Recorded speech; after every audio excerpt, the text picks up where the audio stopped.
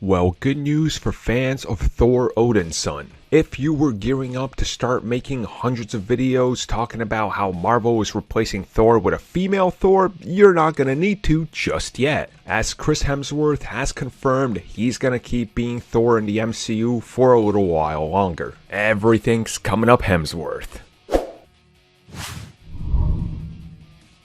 So with Thor Love and Thunder set to start production at some point, maybe this year, maybe next year, you know what, I'm just going to keep putting question marks on everything from now on, because as we've seen, everything needs a big old question mark next to it when it comes to production. We know that they're looking to utilize the big old stages that The Mandalorian has been using, which should make things a little bit easier. Now, when it comes to Hemsworth himself staying around, he did confirm, yeah, the fourth film, I'm coming back for that, don't worry. But also, I'm gonna stay in the MCU. I'm not done with the MCU just yet. And I'm gonna keep playing Thor for a little while longer afterwards. Now let's think about it realistically. Thor is a character who's like, what, 1,500 to 2,000 years old? So yeah, he's got a long shelf life. Now I said let's think about it realistically, and then I mentioned like 1,500 years, which doesn't make sense at all when I really think about that.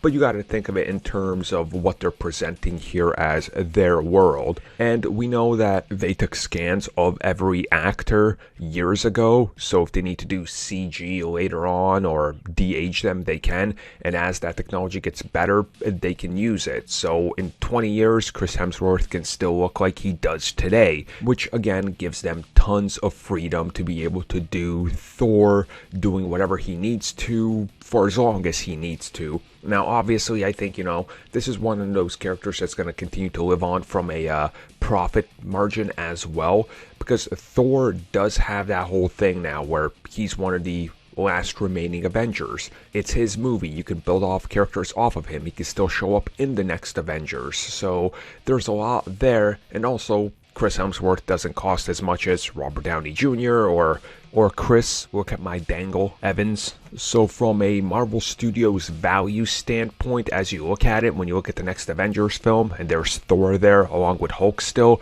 it's recognizable faces to keep bringing you back and bringing it all the way back to the nostalgia you might have had when you first saw Thor 1, when you first started dating your girlfriend, who now you probably have children with. Boy, time flies by. But hey, Thor can always be there, right? So that's their goal. Nostalgia's sake and profitability's sake. And it seems right. It seems smart.